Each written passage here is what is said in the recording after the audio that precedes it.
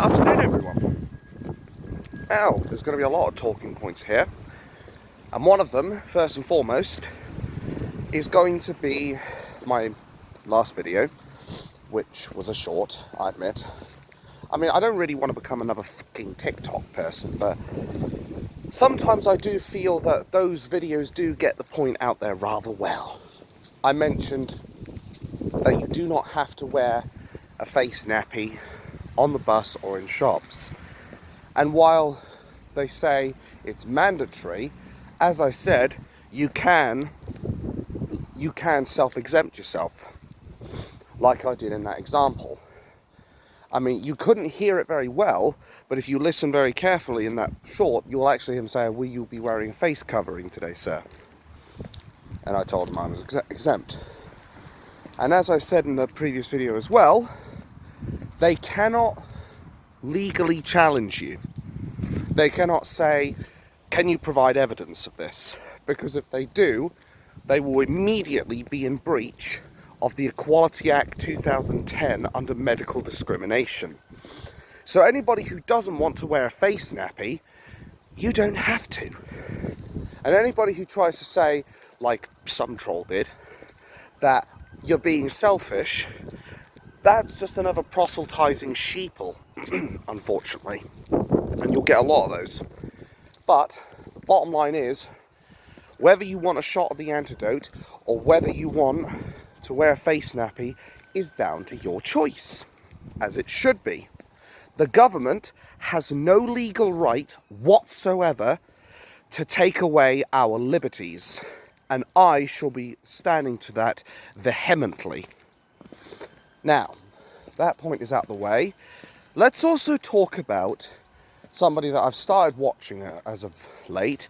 Someone I actually showed a friend of this person as of late. And when they watched it at first, in fact, they might have even been watching it before I showed them. But they actually thought originally they were following along the government's agenda, the left-wing agenda. And I can see his point, especially when you consider the NHS and YouTube have very, very quickly put that text underneath describing you-know-what, poison XIX. But Dr. John Campbell is definitely someone that is worth having a look at. I will link him in the description below so that you can see it for yourself. Because obviously, as I've always said before, don't just take my word for it. Do your research. Look into these things. Hell, in regards to the previous point, you can even look at the government's own website and it categorically tells you that you can exempt yourself and they can't challenge you. So, there you go. But I digress. Dr. John Campbell has recently talked about this new Greek variant of poison XIX that's been going around. And he actually mentioned a few points, a few very critical points. I'm not sure about this one. I'll get this speculative one out of the way first, because I don't know whether or not this is true. But apparently, the PCR tests, apparently some of them can't actually pick up this new variant. This could be untrue, which is why I'm saying it's speculation at this point, just to be absolutely clear. And if it is true, then obviously shows how useless these tests are. But I'm not going to side with that on the basis that I don't know. And I do like to deal with facts for the most part. Though, as is said in V for Vendetta by V himself, sometimes artists use lies to tell the truth. But I ideally want to steer away from that. Anyway, what we're also going to discuss is that this new variant, the Greek variant, the other Greek letter for omega, or whatever you want to call it, apparently there was a very large infection rate, extremely high infection rate in Africa. And it is quite infective. That much cannot be disputed. It is very, very infectious. However, the doctors in Africa themselves have said the symptoms are very mild. And now, the critical points. Because of loads of people getting infected, Dr. John Campbell has actually suggested that this will increase herd immunity. We will get herd immunity from this new variant very, very quickly.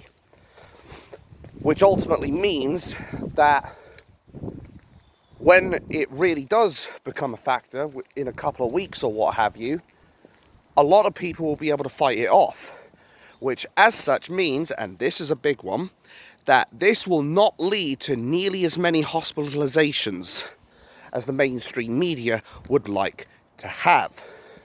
Because there is one thing about the media, and that is they like to be manipulative.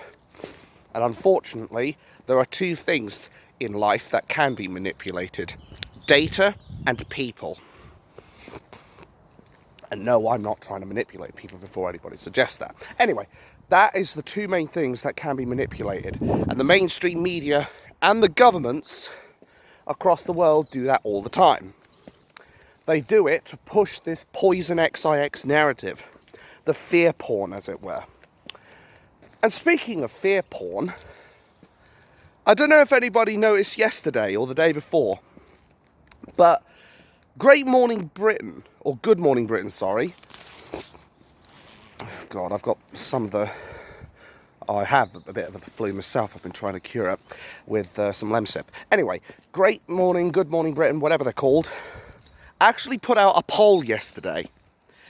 And this thing did not even make it throughout the night. Do you know why it didn't make it throughout the entire night? It's because when they try to mention this new variant had come in, is it time for mandatory double jabs?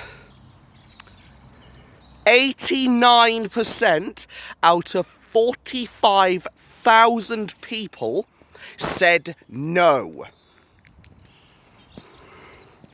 And because of that, they pulled the poll.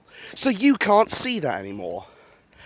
Like, they literally are behaving like petulant children that are crying because they didn't get the result they wanted. Because what they wanted is it to say, like, 89% said yes, and then put it out there, say, look at all these people who are calling for mandatory jabs, mandatory medical treatment, FMTs. Like I said before, actually no, let me go back to the points made by Dr. John Campbell. I'd like to think this guy deals in a lot of fact. Straight shooter, no nonsense. He takes on the establishment and the media at their own game regarding poison XIX. It's why I recommend him, and why I recommend that everybody check him out and look into this stuff for themselves.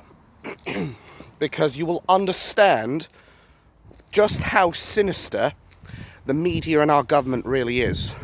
That they're willing to lie about pre-lockdown and then post-lockdown figures when they first introduced it.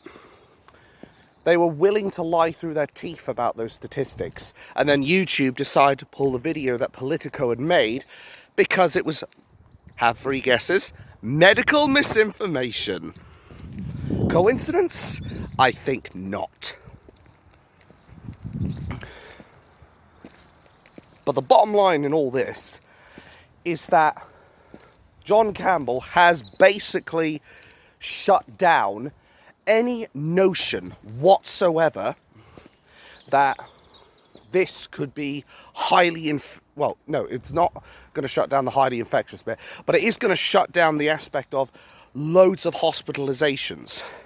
Unless it's like a game of fucking pandemic where all of a sudden this flu strain of virus evolves into something and oh my god, everyone's having fucking heart attacks and is hemorrhaging everywhere, and I don't know, maybe they have some diarrhea or something in there. But I highly doubt it works like a video game. But hey ho, weird things have happened, and I shall digress. So, now that there is the aspect of this being completely shut down by by John Campbell from being used by the media to push Project Fear, and Good Morning Britain have shut down their poll because they don't like the fucking results that they got, let's now talk about the government. Has anybody seen that leaked video where some people from the Conservative Party, this was from last year by the way, they were laughing, they were joking around regarding about cancelling everybody's Christmas. And I hope it fucking infuriates you as much as it infuriated me. Because these people have just proven, beyond and to the inclusion of every reasonable doubt, that they have stabbed the British people in the back. That they will stop at nothing to coerce our cooperation. Just like in the V for Vendetta film, which would already become a fascistic state. This is what we're heading towards. They were laughing at us because our Christmases were being cancelled. Of course, there were some people who ignored that, and good on them, quite frankly, because nobody should be able to take away our right to celebrate a religious holiday. Nobody should take away our right to be able to see our friends and fucking family, bluntly speaking. Nobody has that right. I don't have that right. Ordinary people don't have that right. NHS workers don't have that right. And sure as shit, politicians do not have that right whatsoever. Anybody who tries to say that we can't celebrate Christmas can get a big fat one of these up their arse and they can go swivel for all I care. Because nothing is going to stop me celebrating Christmas, whether it's on my own, with my family, with my friends, or whoever. And everyone else should be the same, because it's our human rights that they are trampling over again. The fact they had the gall to even suggest that we would be banned from celebrating Christmas with others, and then they laugh about it. Boris Johnson and the rest of your or is it conservative party? Fuck you. How dare you? How dare you play with people's lives? How dare you ruin their spirits? And how dare you laugh in our faces? How dare you try to sit there with this look of innocence as you sit there with a signpost that basically says, rules for thee, but not for me.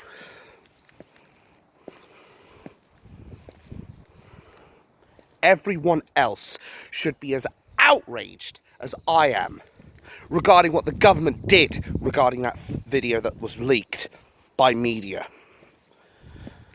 I may not be a big fan of the mainstream media, but I will at least give them credit for putting this out there. Because the government has basically spoiled Christmas for people. They have spoiled any notion of people trusting them. And they have spoiled any logical thinking person. They have soiled any chance whatsoever of any free thinker like me wanting to conform. Who the hell's going to conform now? Who the hell is going to conform with a government that would deny people Christmas and then joke about it? Nobody. Or at least nobody with more than a single working brain cell. Let me tell you. I barely qualify with my two. Anyway, nobody is going to follow the government on this except for all the sheeple who only have half a brain cell or less. Those that can't think for themselves. Those that don't know any better, or those that willingly serve the government. It is absolutely disgusting that our government was willing to do that. And I honestly hope to God that they are forced, all the politicians are forced to not spend their Christmas with their families. And let's see how they like it.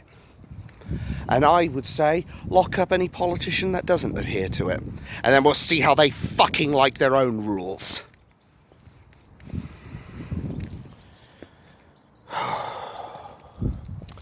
Right, that's out of my system. So, obviously this Greek variant, not as serious as the media wants us to believe it is. Government jokes about Christmas. And then there was another point that was made by my friend of mine, my very good friend of mine. He actually makes a really good point regarding the shots of the antidote. And more importantly, the people in the NHS and the care homes that were clapped last year, but they were sacked this year. 40,000 plus people who were told, get a jab or get another job. Now, at first, even I didn't think of this because it didn't really cross my mind. But then, when you take a step back, or rather when I took a step back and listened to what he said, anyway, when you take a step back, you'll actually understand this for yourselves. Why would they do this? And especially considering the NHS were already letting people die of cancer and all that shit. They were dancing in the fucking hallways when people were dying because they wanted to clap for the NHS heroes. But I'll digress. What happens when they're forced to take a jab and they don't want to take it? Obviously, they get sacked. Now, put this into perspective. Let me give you a little scenario. Let's say there's a group of 5 surgeons, heart surgeons, let's say. And bear in mind, this is just one scenario. There could be a whole multitude of these, by the way. Brain surgery, blood transfusions, liver transplants, or some other important surgeries, installing a pacemaker, etc., etc. But let's stick to this one scenario. Let's say there's a group of 5 surgeons who all have 75 years of experience doing heart surgeries. Best in the business. They would be the equivalent of the fucking A-team. Not the literal A-team. You don't want them coming over to do your heart. They'd probably tear it apart. Anyway, these guys would be the equivalent of the A-team. You want to save someone because they've got a defective heart, you bring those boys in. 15 years between each and every one of them for the total of 75. And they're asked, will you have a shot at the antidote? And they all say no. And then they're forced to go get another job. Who replaces them? More importantly, what happens if there are more people who... What happens if there's a sudden influx of people who need heart transplants? And these people are not there to serve the NHS anymore. And they have to rely on people who have had less training. Or no training. More deaths. In other words, and in layman's terms, depopulation. Depopulise the fucking country. Is that another telltale sign? I think there was a film I watched before. This guy actually showed it to me, my friend of mine. Rick Mayall starred in it. And I think it was called One by One or something like that. But if I can find that video, I'm going to link it in the description below as well. And basically, this film was talking about what if all these things had happened, and there are people in medicine and toxicology, all these experts in here. Now, maybe it isn't the case. I like to keep an open mind.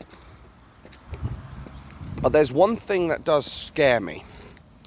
And that is anybody who has significant expertise in medicines, in virology, toxicology, they could end up creating medicines, or they would end up creating medicines, or vaccines, or what have you. What's stopping them from engineering that? Maybe it makes people sterile. Maybe it causes heart problems. Maybe it causes blood clots. Those kinds of things. And anybody who's got decent expertise in those fields can probably engineer these things. So it begs the question, because bearing in mind they want to try and obviously have everybody taking a shot of the antidote.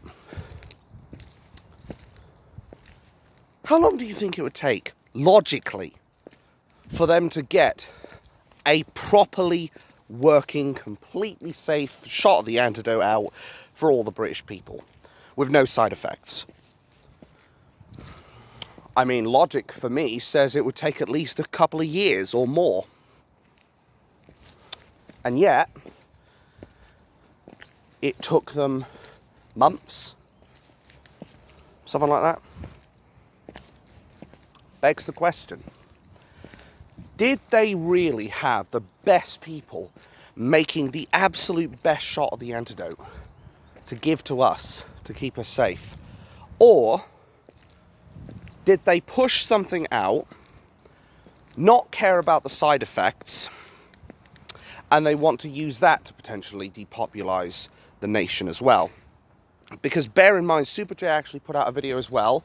Again, I'll link this in the description for you to see, where a man, I think Trevor Phillips or something? It was Trevor someone, I do know that much. But they were on Talk Sport, and he got cut off twice in this radio show or what have you, because he was talking, and I quote, dangerous nonsense, end quote. The lengths the media will go through to censor anybody who isn't pro-poison XIX and the shot and the antidote is beyond insidious. It goes beyond simply being evil. It almost seems like the work of the devil himself. Like something you'd concoct in the devil's mind. We have to ask these questions. What does the shot of the antidote have in it? What are the side effects? Because we've already seen footballers and athletes fall over all of a sudden because they've had these shots of the antidote. Some from blood clots, some with heart problems, heart attacks and all that. And we have to ask, are they doing this deliberately? Because it starts to feel more and more every day like that is exactly the case. What was it that was said in that media part of V for Vendetta? If you're looking for the guilty, you need only look into a mirror.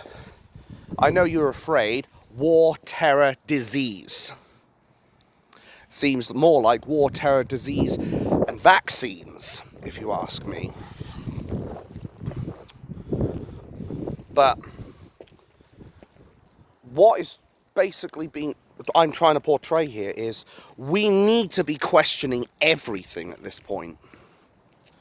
Take a look at how they treated people who said there are going to be poison XIX books and ID cards or whatever. And they were told they were conspiracy theorists. And yet, lo and behold, look what's in our system now. Cards and books to verify your poison XIX status. And I didn't actually realise this at the time as well, but Austria, they're not actually implementing it by 2022, or in 2022, sorry. Their plan is to have everybody mandatorily jabbed by February 2022. So let me put this into perspective for you. I hope this seat isn't wet. Anyway, let me put this into perspective for you. That basically means that Austria have already made the legal decision to violate people's human rights. They have already decided to force everybody to have a shot of the antidote, and that anybody who doesn't comply is basically going to be arrested. Or maybe they'll even bring the army in and force people to take it. I don't know. I don't know if that bit's going to be true, but I do know that's been confirmed. They're already putting in FMTs. And our government when you look at how they sacked the staff, that is also forced medical treatment. The poll that Good Morning Britain, why do I keep calling them Great Morning? Anyway, Good Morning Britain put that poll out. 45,000 people, 89% of them said no. That basically means 40,000, near enough, give or take 500, have said, we do not want this. What does that say? People are completely, or almost completely, against forced medical treatments. And it's potentially coming to the United Kingdom. In fact, as I said, because of the NHS care staff, technically it already has. They're just not telling you about it yet. Because they don't want the British people, to actually know this is happening. Well, to be fair, it's probably sheeple and people. Anyway, they don't want people knowing about this.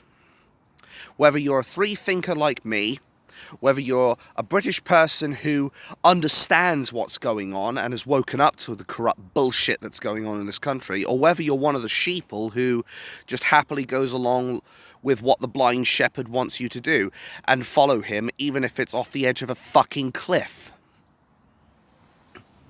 The bottom line is, these traitors in the government and the media will stop at nothing until their agenda is complete. They will stop at nothing to make sure that these medical treatments become mandatory. They will stop at nothing to make sure that this populace is subjugated. Austria are already trying to do it. That's why you see the massive, massive protests in Austria and all across Europe. Because nobody wants this. Australia has also got camps where they're putting all those that haven't had the shot of the antidote. Bearing in mind, like I said before, Australia's already taking people off benefits if they don't have the shot of the antidote. And I wouldn't be surprised if Boris Johnson also puts that in. After all, he is basically a green communist. It just wouldn't surprise me at all these days. The bottom line is, we are living in a tyranny. We are living in a dictatorship. Or is it dictatorship? I don't know. Anyway, we are living in a dictatorship, not a government. The government doesn't fear us. And that's a big problem. Because governments should fear their people. Because they should know full well that they can be replaced at any given time. And yet these guys don't seem to give a shit. They seem more interested in walking over people like doormats. They seem to think that you, the British people, are stupid, or too stupid to think for yourselves. This is why I try to put out these videos, to say, stand up to the government. Stand up against the media. Stand up against crooked police with their two-tier policing. We have to fight back against this. The only way that this country is going to be reformed is with a revolution. And unfortunately, as much as I'd rather it be peaceful, at this point, and at a few other points as well that I've mentioned, it's increasingly starting to feel like it's not going to end peacefully. It's going to end with a violent revolution. And I've always said I would never advocate for violence, that I would never advocate for acts of terrorism. I would never justify them, and I would never accept them as the right thing to do. However, I have to say that this government has been completely tyrannical with its approaches, completely draconian with its approaches. Sure, they haven't said, we're going to force you to take the jabs, yet. And that is the key word, yet. But they're planning it. The media wants it. The left-wing Marxists and socialists want it. They want us and free thinkers subjugated, suppressed, and silenced. And then we'll end up with the fascistic state that was being portrayed in V for Vendetta. And I'm starting to think that maybe we really do need to make the 5th of November a night that shall never, ever be forgot. We need hundreds of thousands of people, if not millions, marching on the Capitol, marching towards Parliament Square, clambering at the doors, at the walls, breach the castle, and take down the establishment. Because at the end of the day, they only care about power and money. That's all these politicians care about. And the only way they can do that is by subjugating the indigenous British people. That's why they're pushing the fear porn with this Greek variant. That is why they are laughing at us when they say that we can't celebrate Christmas last year. That is why they are pushing for forced medical treatments, whether it's through the back door or the front. We have to take this threat extremely seriously. And if that doesn't motivate you, maybe this will. Think of all those people who've died in the past 100 years. Actually, more like 110. Anyway, think of all the people that have died across those 100, 105, 110 years. Think of the people that fought in 2 world wars against the Nazis. Who fought, and the vast majority of them gave their lives to protect this country, to give us freedom, to give us liberty, to give us human rights.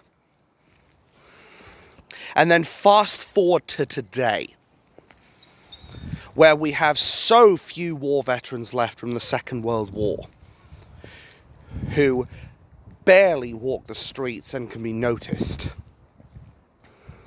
Think of all of them, and think of how our government is now selling your fucking liberties, that your fucking freedoms, and your fucking rights. Think of how the government is selling you out. They didn't want us to leave the EU. They didn't want us to have a referendum. They didn't want us to start fighting back against poison XIX. And they don't want us to know about what's happening with our human rights, because they are violating them. They are violating them. Does that make you angry? Does that make you furious? Because it makes me furious. It makes me want to go out there and reclaim my liberties and my rights and my freedoms. It makes me want to keep fighting. It makes me want to keep making these videos, to put the truth out there, to put it all out there in black and white, to show what the corrupt fucking establishment and the media are. A bunch of crooks, a bunch of traitors in uniform. That is exactly what these people are. And if we don't fight back against this, if we don't decide to take action against this government and media, and we do not take them to task for everything they have done and are doing to this day, then we will be no better off than what would have happened if the Nazis had won World War II. My name's Dabima, also known as Abatha-X, and I am, as always, very, very bad news for this corrupt media, the crooked police, the corrupt government that we're living under, and of course any of the sheeple who want to believe that these shots are the antidote and the face nappies are being brought in for our protection and our benefit. They are not. I always record everything when I go into shops and on buses now, because I don't know who I can trust, because I don't want people violating my rights. We should all be following that example. Fuck the government, fuck the media, and fuck the crooked police. Thank you for watching and have a wonderful day.